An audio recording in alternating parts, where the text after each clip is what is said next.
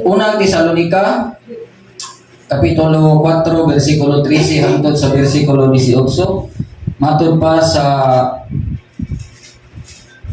maong pulong, apan dili among tinguha mga igsuon nga kamo dili mahibalo mahitungod kanila nga mga nangamatay. Aron dili kamo managsubo ingon sa uban nga walay paglaom.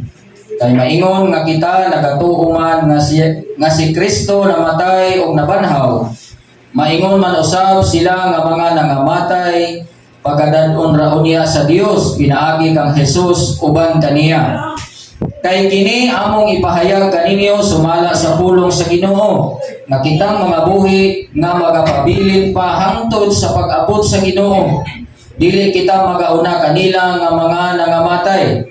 Kay ang Ginoo gayud mao ang manaog unya gikan sa langit, inubanan og singgit sa pagsugo o sa tawag sa punuan sa mga trumpet, mga punuan sa mga manulunda o sa tingog sa trumpeta sa Dios. Ug unya ang mga nangamatay diha kang Kristo muuna sa pagpamangon.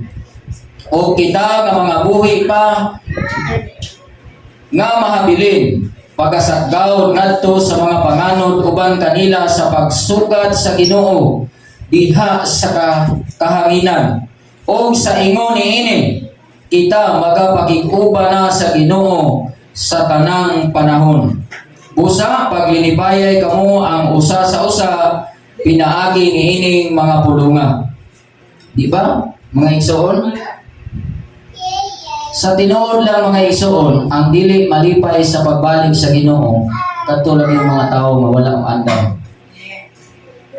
Mao gyud na tinuod. Pero katong mga tao nga nakaandam sa pagbalik sa Ginoo, dako gyud kayo yang kalipay nga naabot na ang Ginoo. Kay mao man ang ipaabot.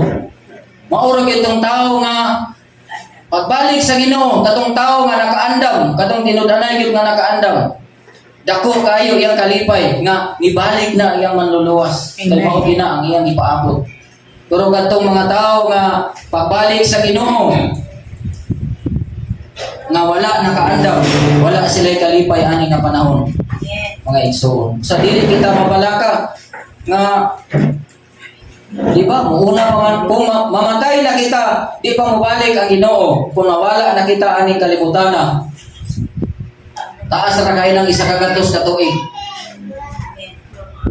Muuna pa man galing kita pagpamangon, pagbalik sa Ginoo, makadungog kita sa trumpeta sa Dios. Unya musugat kita dito sa Ginoo. Di ba? Hallelujah. Muna nga sa verse 18, giingon ni Apostol Pablo nga paglinipayay kamo sa usa pinaagi niini mga pulungan. Amen.